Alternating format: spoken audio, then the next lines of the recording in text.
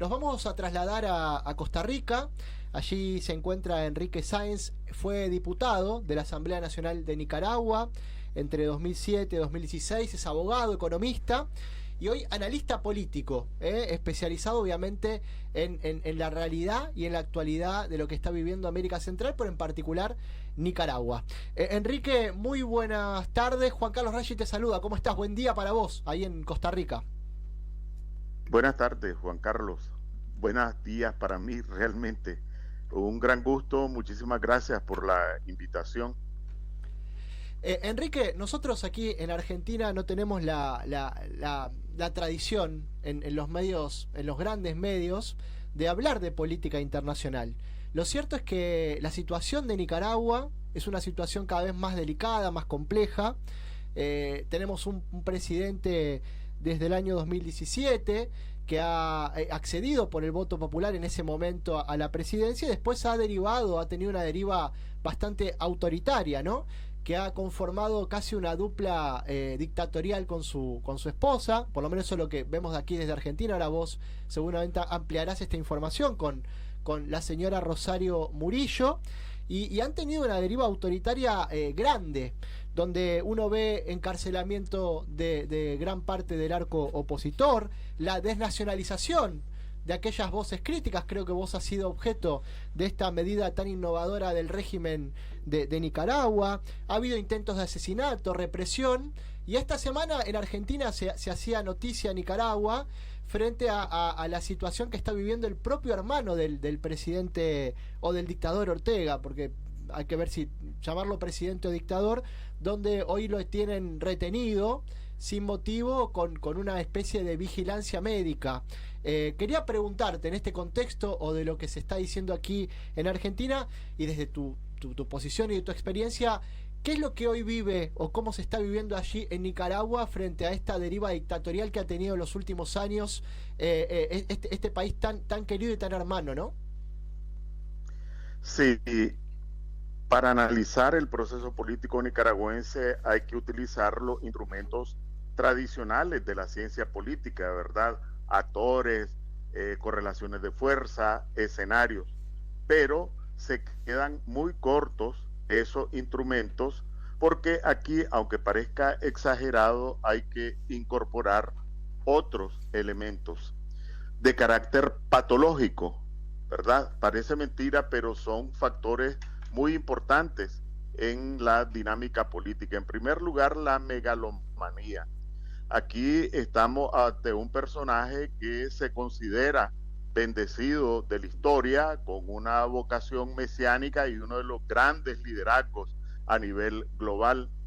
En segundo lugar, después de tanto tiempo de estar en el ejercicio del poder absoluto, la paranoia, ¿verdad? Él teme hasta de su propia sombra, y su propia sombra puede estar en su vecindario político, su propia sombra puede estar dentro de su familia, su propia sombra puede estar en cualquier parte. Y en tercer lugar, pues no sé si ya lo tenía antes, pero si lo tenía, lo ha desarrollado muy bien, el sadismo, ¿verdad? El empeño en provocar el mayor sufrimiento en sus víctimas. Cuando mezclas estos factores con los tradicionales, pues te encontrás un poco con las claves de explicación de la situación de Nicaragua. De hecho, Ortega se ha convertido como parte de estos factores, incluso patológicos, en su contrario. Y aquí reacciono en torno al tema de Rosario Murillo. El Frente Sandinista y Daniel Ortega como parte del Frente Sandinista, su lucha principal fue en contra de una dinastía de más de 40 años, la dinastía de los Somoza. Entonces, la presencia de Rosario Murillo en contra de una disposición expresa de la Constitución como vicepresidenta es la semilla para instalar una nueva dinastía, porque ahora ya abiertamente, públicamente, está promoviendo la sucesión por la vía de su hijo mayor. Entonces, la presencia de Rosario Murillo no solo es un indicador de la dictadura de Ortega, que puede hacer o ha hecho lo que se le antoja, sino que esta pretensión de imponer una nueva dinastía, lo que es una aberración histórica, viniendo de una persona como él.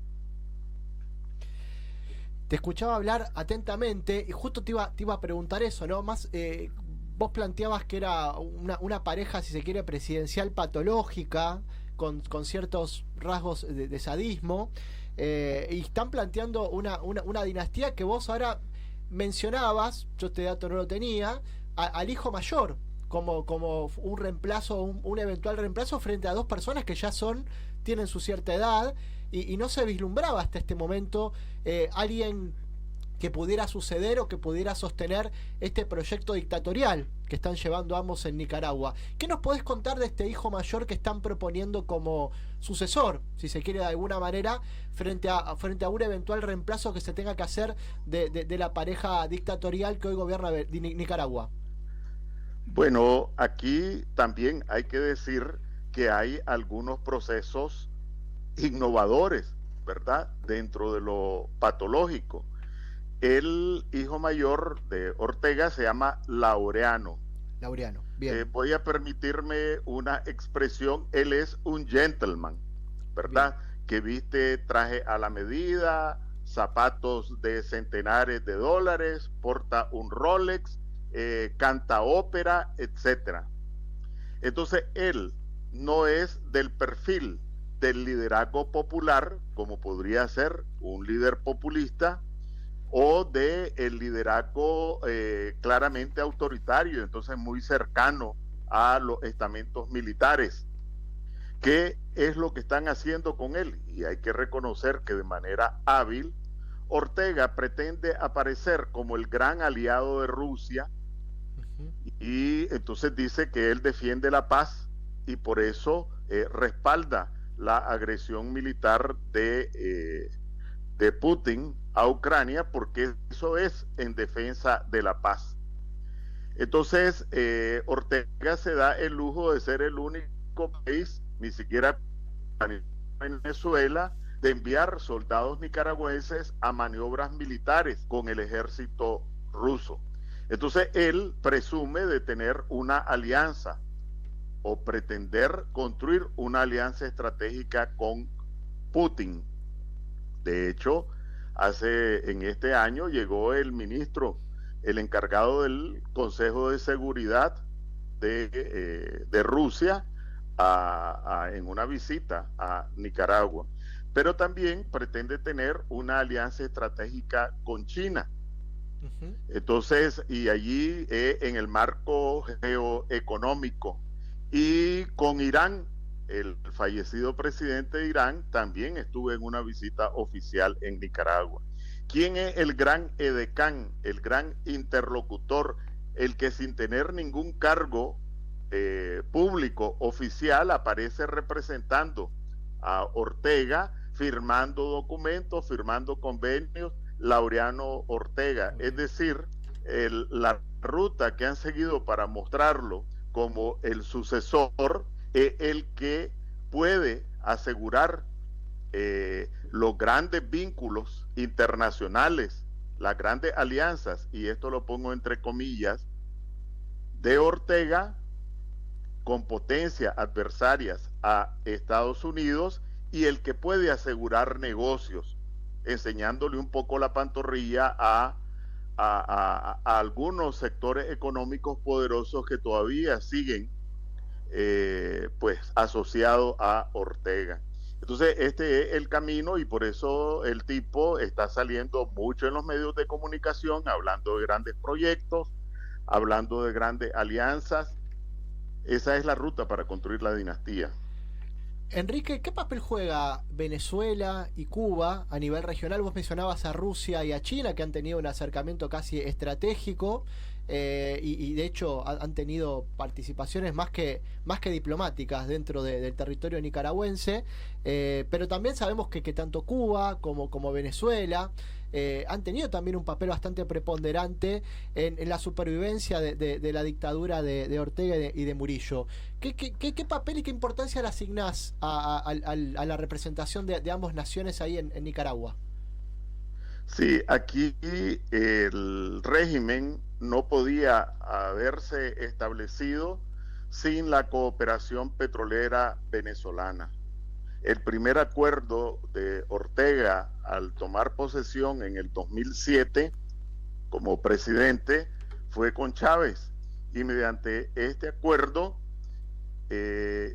Venezuela se comprometía a proveer la totalidad de los requerimientos de petróleo de Nicaragua en unas condiciones casi de regalo.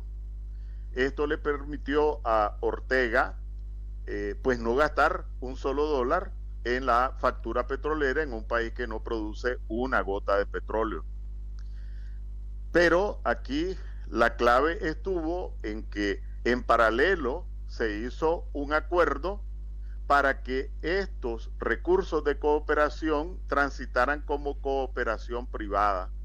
A pesar que fue un convenio de gobierno a gobierno ratificado por las asambleas y en consecuencia compromiso de Estado, jamás pasó esa cooperación, esos montos cuantiosos para el tamaño de la economía de Nicaragua por el presupuesto general de la República. Inventaron unas empresas que servían para el trasiego de esos fondos. Eso le permitió a Ortega disponer de una cantidad, repito, para el tamaño de la economía de Nicaragua, fabulosa, y comprar conciencias, apoderarse de sectores claves de la economía y convertirse probablemente en la cabeza del grupo económico más poderoso de Nicaragua y uno de los más poderosos económicamente de Centroamérica.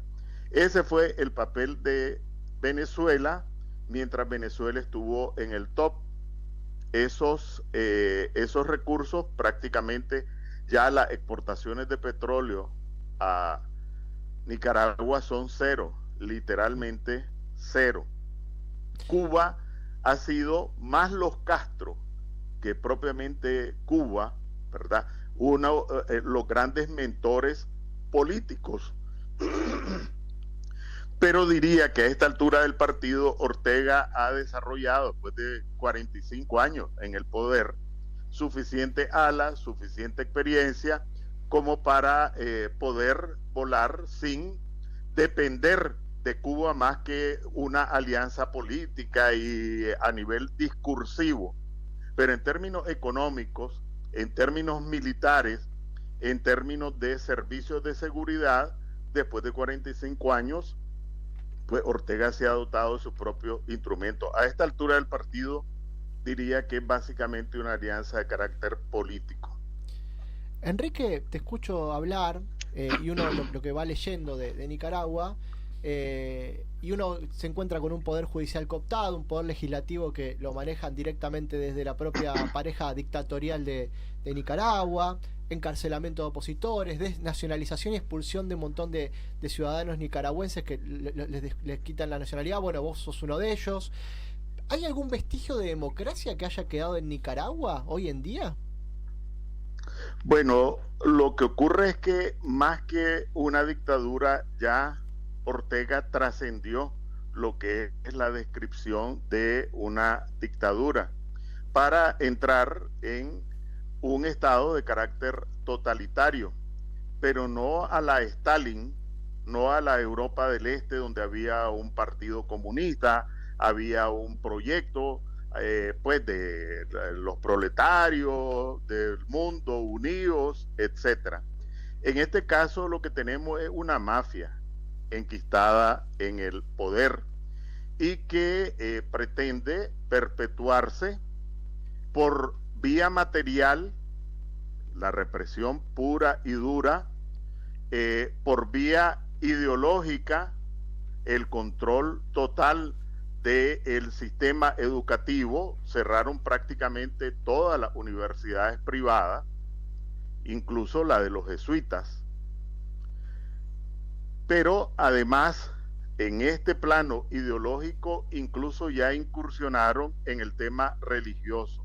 Cuando mencionaba el arco de los perseguidos, solo completo el arco de sacerdotes, seminaristas, obispos que fueron encarcelados, después desterrados y algunos efectivamente despojados de nacionalidad, pero no solo fue en contra de sacerdotes, obispos y seminaristas, sino que también las mismas expresiones religiosas populares. Nicaragua es un país sumamente religioso. En cada pueblo hay lo que le llaman una fiesta patronal, porque en este caso, este pueblo, el santo patrono es San Sebastián, en esta es San Luis, o en esta la Virgen de Guadalupe. Entonces cada año hay una festividad religiosa y festividades religiosas nacionales. Entonces Ortega condenó a pues en este caso les dio casa por cárcel, ¿verdad? A los santos, a las imágenes de los santos que normalmente salían en procesión en las distintas calles del pueblo o de las ciudades. Entonces Ortega le dio casa por cárcel a San Jerónimo, a la Virgen de Fátima. No hay posibilidad de hacer una sola celebración religiosa fuera del templo, por el temor, el terror que tiene Ortega, y aquí venimos con el tema de la paranoia, de ver gente en la calle que él no controle, aunque solo en una expresión religiosa. Lo más ridículo es el caso de Mi Universo, que yo no sé si ustedes conocen ese caso. Lo estaba comentando hace un ratito, pero contalo vos. Lo estaba comentando hace un ratito. Bueno, Nicaragua, por primera vez en su historia, resulta de que tiene, por así decirlo, la alegría, pues porque ha sido una alegría para el pueblo nicaragüense, de que una muchacha nicaragüense fuera electa Mi Universo.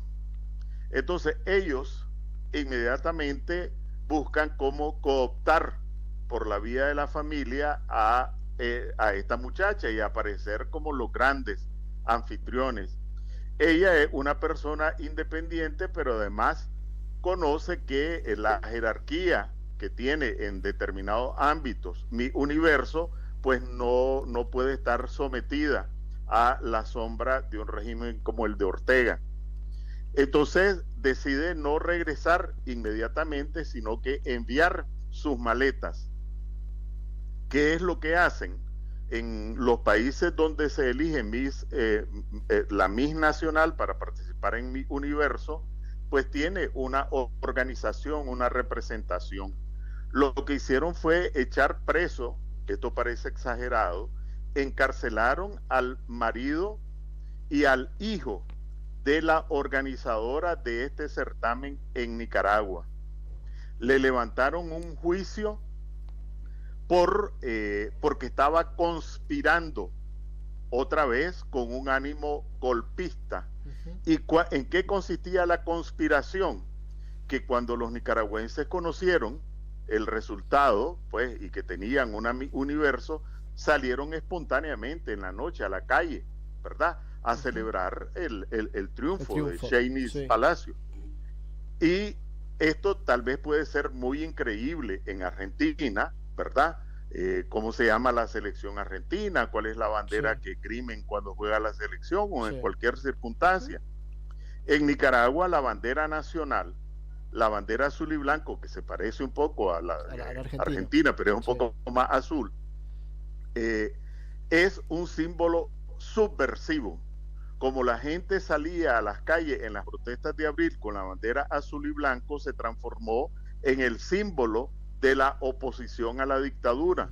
Y en consecuencia la dictadura prácticamente proscribió el uso de la bandera azul y blanco. Si vas y se te quedó la bandera en el vehículo, se te quedó la bandera en el vehículo y te para un policía y te encuentra la bandera, es como que si te hubiera encontrado un AK, un fusil de guerra. Tremendo. Entonces ese es lo ridículo en el caso de mi universo y que reafirma tanto el caso de Sheinis, que así se llama la muchacha, como el caso de las expresiones religiosas, esto que te mencionaba yo de la paranoia que tienen los sorteos, que afecta a esta gente. Enrique, te queremos agradecer muchísimo por este contacto con Yo Quiero Verte. Buen fin de semana y gracias por esta gran entrevista que nos diste. No, muchas gracias a usted y un saludo al pueblo argentino. Un enorme abrazo, Enrique, aquí desde Buenos Aires. Enrique Sáenz fue diputado de la Asamblea Nacional de Nicaragua, abogado, economista y analista político aquí en Yo Quiero Verte.